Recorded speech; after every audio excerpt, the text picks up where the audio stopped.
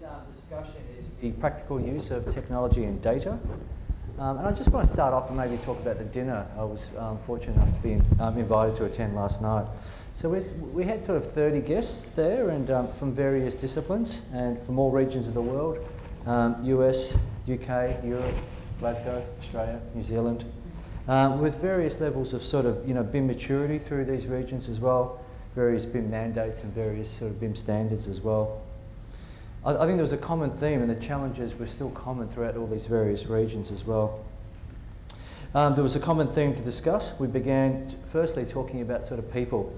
We then talked about sort of workflow, the various skill sets required in our various industries as well. And then we sort of finished the evening sort of talking into processes. And I guess even working in my Autodesk world as well is a lot of the engagement I have with customers as well, and I think Liam touched on this, is around technology, people and process. And I've done a lot of work in the past around BIM maturity assessments and so forth. And I guess what a common theme and benchmarks as well is, especially with a lot of the larger named accounts and global companies, is the companies tend to score very high on technology and then tend to score less, of course, on people and then on process as well. So it was no surprise that last night a lot of the conversation that we had was around process and people and less about technology, which was kind of good because I didn't get hit up for Autodesk questions or audit. Yeah, it was great. All right, so I think the format of the questions, I think we're going to direct some questions to the panel and then we'll open up to the audience as well. So I might start off with you, Liam, Digital Delivery Manager of Jacobs. I guess when it comes to data, some of the things we talked about last night is the quality, is the timing, the trusted data, the single point of truth. So when it comes to data, what keeps you up at night? I think I don't think our industry is really ready yet for it. Is the big thing for me. As the client came out and said, I want all this stuff. I want all this asset data and all the associated attributes, and it put the entire supply chain into a spin. It's not what they do, right? They deliver drawings and even models, perhaps. But this data management is really not in their toolkit at the moment. Now, they've all been doing a tremendous job in trying to fix that, and you saw what Jacobs are doing in terms of what we're doing to manage that. And you have to do that really quickly because otherwise it's going to cost you an awful lot of money. So it does worry me, and we have done some work with on MDM with Autodesk to do some of that work too. And I think that's what we need. We need accessible tools to be able to manage it, and we need people in to be able to do it. And I don't think we quite have it at the moment. I guess the next question we can open up, but I've addressed this question to you, Andrew, and it's, I know you sort of mentioned your passion for universities. You didn't really go into it though, but what is that next generation of education? Like yourself, I've also got a 9-year-old daughter as well. She's thinking about studying law. I might talk to her tonight about maybe getting into hairdressing. Amanda talked about gamification, so I might give an opportunity for Amanda to talk about that as well. But what is the next generation of education? What do they require? What are those hard skills, those soft skills? Can we teach collaboration in university? The next generation of millennial skill sets. Yes, it's a good question, that actually, because education is the other great undisrupted sector. So everything else has been disrupted or is on the way. Construction not so much, and education not so much. And everybody thought it was the advent of MOOCs. Have you heard of a MOOC? It's a massive online open course. So I think the first one they did was at Stanford or at MIT. I can never remember. It was Stanford. It was robotics one. Sebastian Thrun, and they opened it up. There were like 300,000 people enrolled in the course, and it was free. Right, you got free access to it, but it hasn't actually had the impact that everybody thinks. The sort of the democratization of education. So universities are important because you want spaces where young people can learn and develop and become themselves and who they're going to be. and they will continue to have that role. But when I teach, I don't do too much teaching anymore. I'm only teaching one course at the moment for undergraduates in engineering, and I don't do any lectures. I only do practical work. And in fact, the lectures that I do use, I borrow from MIT, because the guy who teaches that's much better than me. And I don't need to do that if they can get that from YouTube or wherever it is. Right? But what is really important is the practical skills. So the entire course is focused on practical skills, and I make the kids prototype stuff. So they're actually solving one of the UN's 20-odd Sustainable Development Challenges for humankind. And a couple of them working on health, some water, some power, some bunch of other stuff. But it's how you build a prototype, how you rapidly prototype stuff, the concepts of lean startup and a whole bunch of other bits and pieces, that the core curriculum and the core way of teaching, which was started with Aristotle and hasn't changed very much in the intervening period, you don't get when you just have the I am the expert, I'm lecturing, you folks, you sit there and listen, don't ask questions because you get me off my flow. So I've gone off my soapbox bit there and I haven't actually answered the question. So what comes next? I'm not actually sure. Can you teach collaboration, teamwork, leadership, all of those skills? Absolutely you can, but you do it by practice. And I did my PhD at the University of Cambridge in the UK. I was an academic in the UK for a few years. I really like the master and apprentice model that exists in Oxbridge and a few other places. I'd like to see that rolled out as well. I think that's a very powerful way of learning if you're patient enough over a long period of time. I guess Amanda is that my daughter is pretty poor at mathematics, struggling a little, but she does play Minecraft, so maybe gamification, maybe you can go a bit more detail. And I'm interested in that comment that you made this morning as well, as the persona of the typical draftsman today has changed. I mean, a lot of us, I think, started our life on a drawing board and moved to, maybe going to about, what are the requirements of the draftsman, today, and maybe talk a bit about that, they work hand in hand with that programmer. Yeah, so, I mean, I think university teaches you how to learn, and I think that's really important, is that we teach the new individuals coming out of, 18 to 22 that how to learn as a team and but then also how to work independently. So when you look at that, how do they learn today and what resonates with them? And I think looking at the youth, you want to, I think, make it fun. A drafts person, I wouldn't want to stare in front of a computer all day long and use CAD. I don't think it's what helps our industry and the deliverable that our customers want. So I think what Liam said earlier is know what the customer wants, and how do you communicate that with being young individuals that are coming to our trade, or people that we're trying to have a second career and come into our trade that we talked about last night. So I think from that view is look what they engage and look at what they want to study and how can those skills come over into our industry.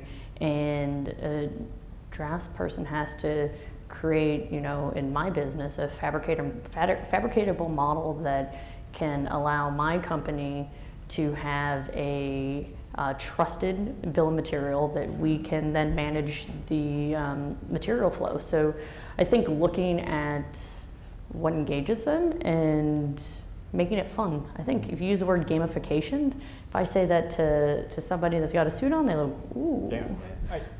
If I could add to that a little bit, gamification has a very specific definition of, generally, of being able to have game-like elements in order to score performance and to reward behavior. And I think that within our industry we definitely have the ability to do gamification where you kind of like track people and kind of, baseline and kind of create metrics in order to look at how people are advancing and how much productivity they're going through. And especially when it comes to automation, people think of automation as kind of being like this big, bad, ugly thing. But when you talk about gamification, if a person is using automation their scores then go up and go through the roof because they're responsible and they're the holder of that productivity gain on it.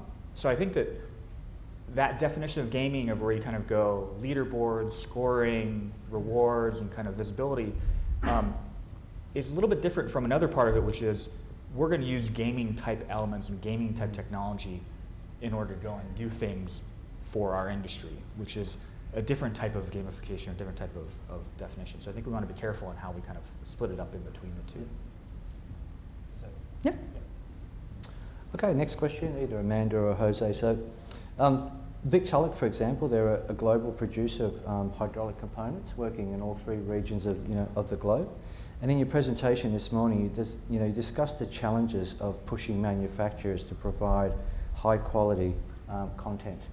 And I know my experience working with our customers across regions as well is creating that content across regions, working imperial, working in metric, working in different BIM standards and so forth. So different needs and different customer needs. I mean, Jose and Amanda, how do you address that? Yeah, I think it's a very interesting question, because in fact, especially for the international manufacturers, what happens, they create products, for different countries, different regions.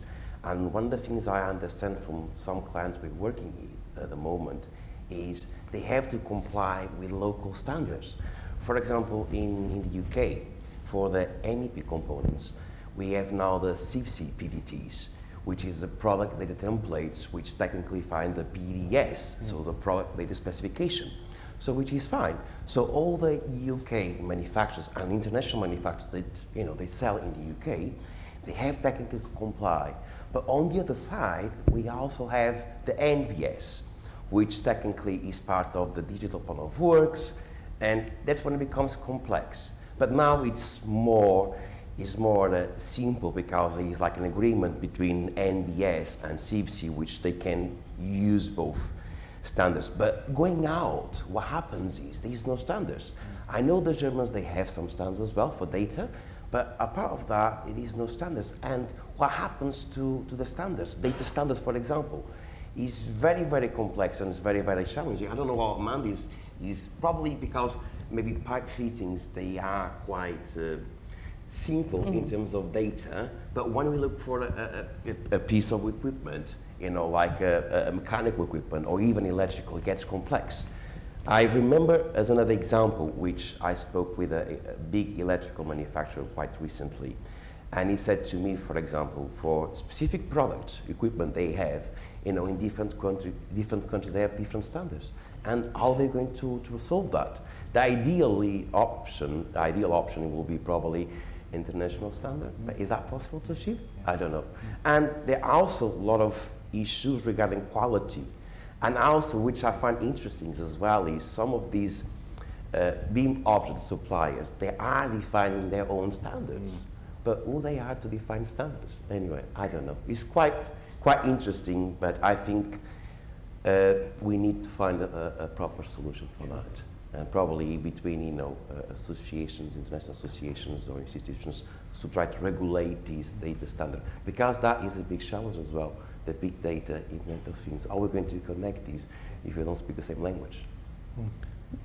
Yeah, I think content is a core competency of being a manufacturer nowadays. You have to provide content to the customers because you need to be able to extract the data out of it. It's not just, we make a physical product, but we need the virtual representation so that you can use it in the models and you can procure from it and you can fabricate from it. And what we're doing at Victaulic is we're being a global thought leader and sharing what we feel like we're the gold standard from a content perspective, and we've been doing it for a long time. And it's a time investment, but I think it's something that the industry needs to move it forward and to allow.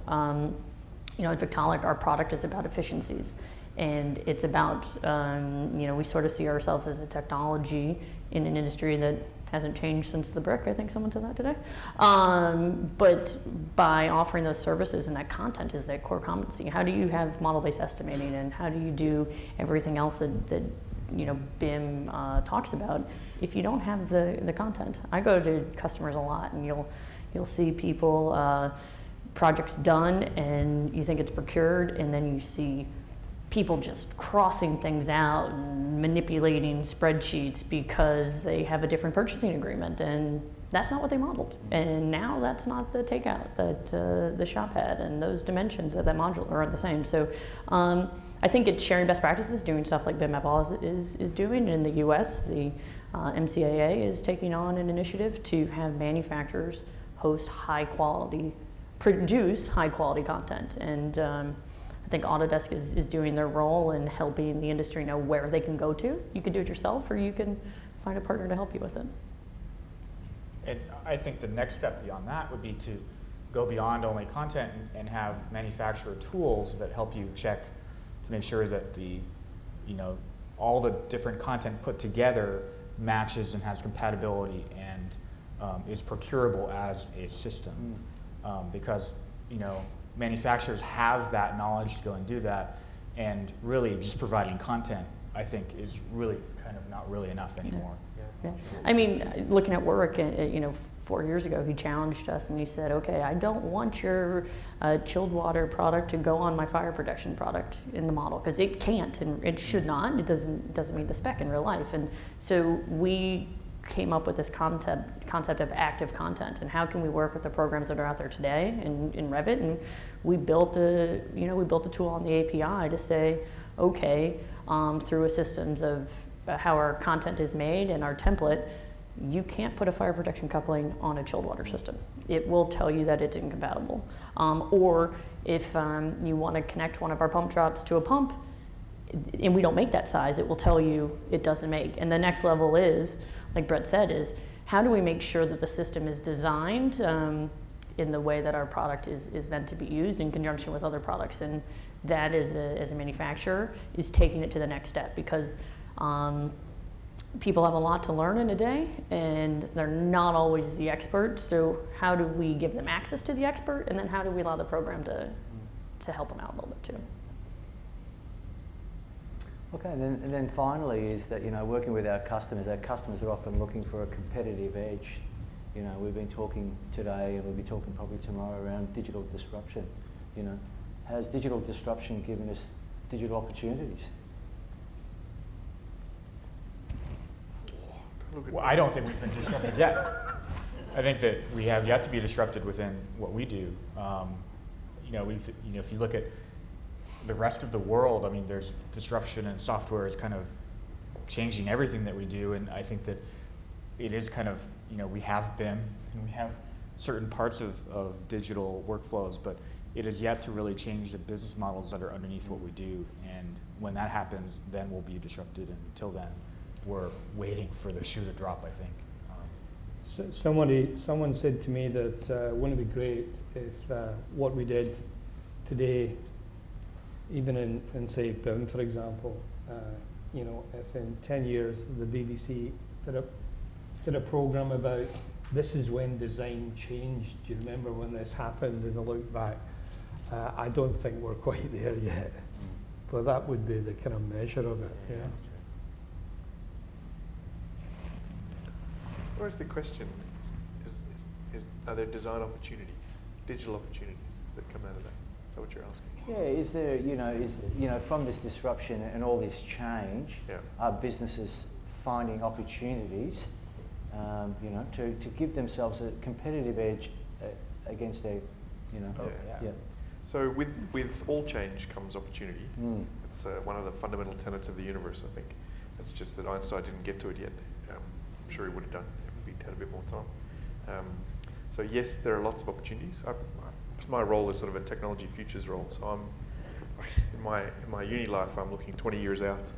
Because I work for a contractor, the future for us is next Tuesday, right? So Last Tuesday. Yeah, last Tuesday maybe. So somewhere in the middle there is the right answer. So there are certainly opportunities.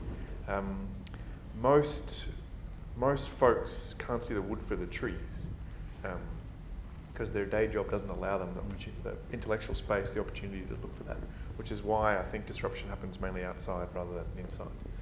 But there are absolutely opportunities, and they'll appear. And in my professional experience, the most interesting things happen at the interface between the established disciplines. So, the buckets, mechanical engineering, chemistry, physics, biology, maths. Actually, when you rub those things together, so when biologists and medical doctors and engineers started working together, the advances in all three fields just leapt forward.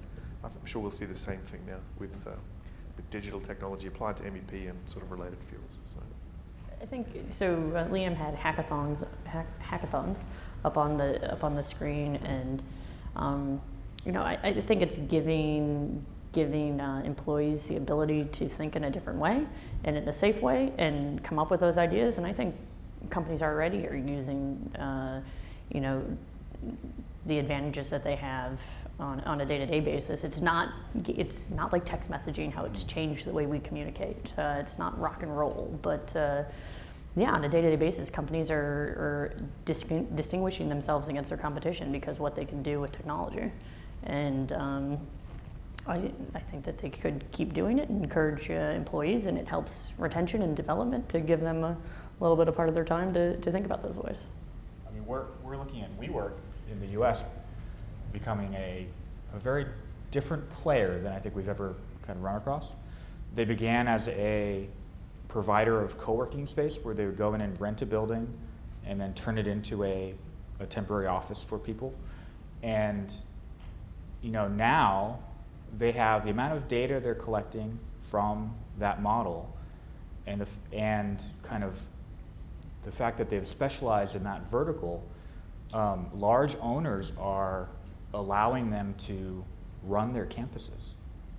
And so they're going, hey, if I'm Google, my core competency is not running an office building. And so I'm going to write that off and have WeWork go and do it. And then, by the way, my core competency is not also being able to build an office building. I'm going to have WeWork do that as well. And so there's a digital opportunity where, if you're an architecture firm and your bread and butter is designing office space, you don't have the data that WeWork has, and you're at a big, big disadvantage to being able to go and compete with that, especially if you add on the fact that they also build it and they also will run it and they'll also do everything, dominate the vertical. So what began as a very simple co-working type of model is really growing into a different type of beast, we think. And just on that, so if you see the architectural industry, and I think what's happened in the last several years is that, and you take visualization, when they're working on tight bids on a turnaround, I know in the past a lot of that was outsourced, slowing down, so the ability now to do that in-house and turn around that visualization, rapidly as well. So that's certainly changed the architectural industry.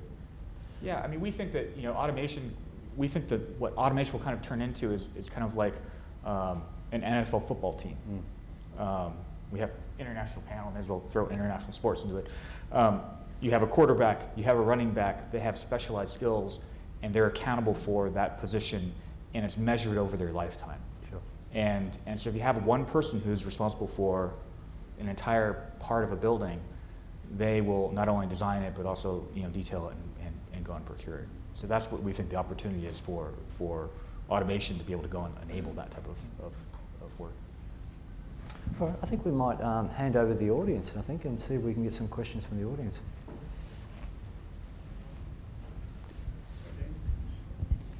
Hi, Andreas here from TAFE SA. Probably more for Amanda, I would say. The gamification side of things. You use it for training, am I right? Yes. So new people. And you also noted that using AutoCAD or something like that would be pretty boring, and sort of vouch for that. But and I do teach Revit as well, so I can tell from my students that they find it very difficult to learn AutoCAD.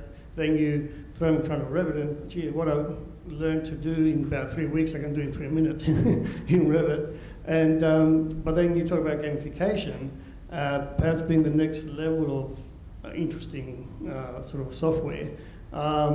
Do you, I suppose for the whole panel, do you see that down the track perhaps something like Revit would be more like a gamification type of software? Maybe it's not Revit, but I hope modeling software is more engaging and it mirrors what the generation is used to. So, but I think now it's a great tool. It's something that is easy to develop if you find the skill set, and it's engaging for not just not just kids, but everybody. And it allows you to virtually do it in a safe environment, and then you can go out and you can do it. We pull it out into the field, into the real world. So I think it's excellent. And I'm going to continue to go around the globe and suggest to the software providers to do it, because I think it will be a game changer. Yeah, I would throw the question back to the software developers as well and say, what's in your game plan then? Well, yeah. So tomorrow I'll be presenting on how we're using a gaming engine to be in a blended workflow with Revit, and so we could talk about that in detail. But talking to Amanda earlier, her game where you had a pump room, mechanical room, and you had parts being placed in order to go create an assembly, took 80 hours of work to develop. So from nothing, it took 80 hours for an intern to put together what is basically a drafting program. And that's what we're looking at, is that the ability to use gaming engines to create specialized tools is coming, and we think that is very important.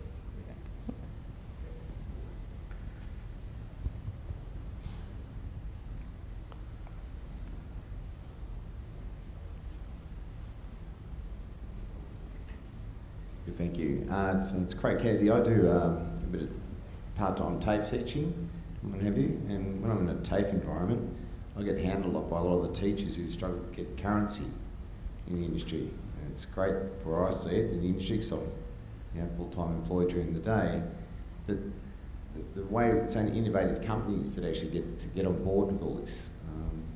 It's probably more to you, Andrew. How do you find that people that are in the educational area, how do they deliver this whole BIM side of things?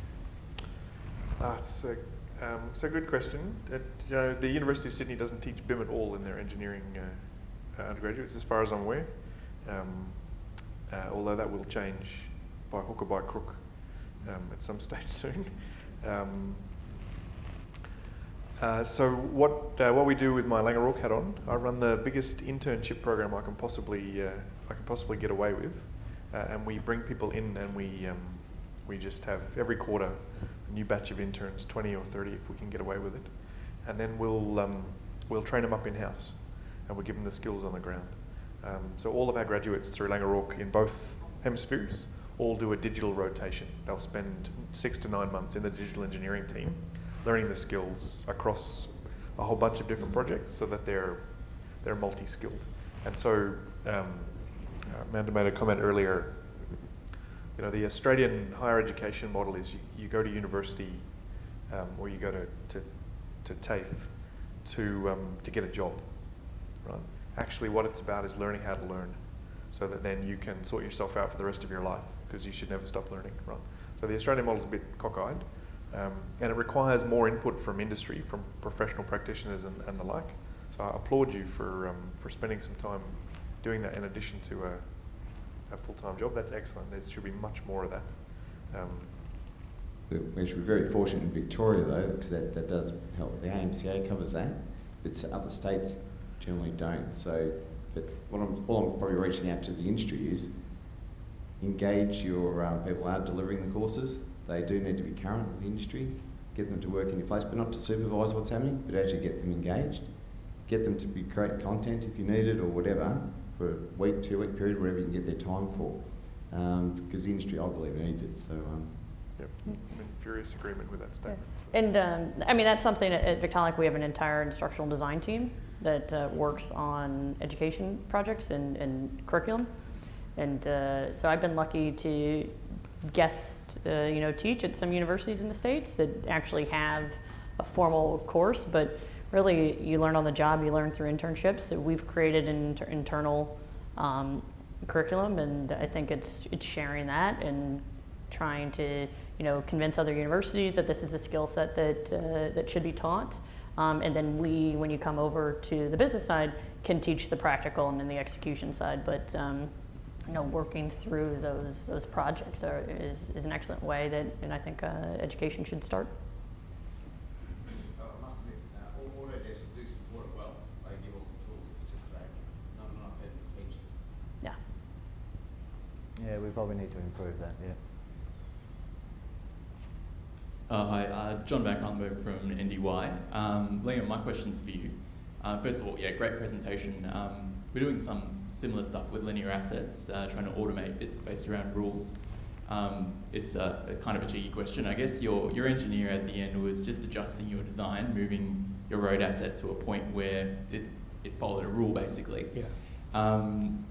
How come there isn't a rule to kind of do that for him? And I guess a lead on from that question is, what are the parts of an engineer's role that you think would be difficult to automate? I think the example is not terrific because really it shows you going from red to green, right? So where we really need them working is in that 20% where the computer says no, but we want to get to the best solution we can. And what you don't see there is that you're accessing that red slot there is a combination of a whole bunch of layers of data. It's got visibility, it's got curvature, it's got don't put it here because you need a retaining wall. It's got a whole bunch of different criteria that determines why it should be there. And what that doesn't really show you is that they get access to that so that they can make a decision on where it should go. So that's the first part. It's probably not the best example. What's the hardest thing to automate from an engineering perspective? Gee, I don't really know. Putting the cups in the dishwasher at the end of the day. I was going to say the cup of tea thing would probably be. Making a pot of coffee after you have a lunch. I had a conversation, and it was 12 years ago, with a colleague of mine in the Netherlands. And we had a few beers at the bar, and we were determined to make F4 the engineer. Let's press that button there. That's it done. No, there's the whole idea of collaboration, right? So and we want to have integrated design teams. We don't have that at the moment, and we don't do that awfully well at the moment. The idea that we have them all in the room at the one time, and we still work in silos, right? We do a discipline over here, a discipline here, a discipline, and every now and again we come together and have a little look and say, oh, that didn't work, did it? I really believe that with integrated design, and we were all in the room, if you brought levels of people in, if you brought your first level of certain people to make certain decisions, and they get you to a certain level, take them out, then you bring a different level of detailing people in to get you to the next stage, I think we would get product a lot quicker than we would do at the moment. Not sure what you can't automate. Thanks.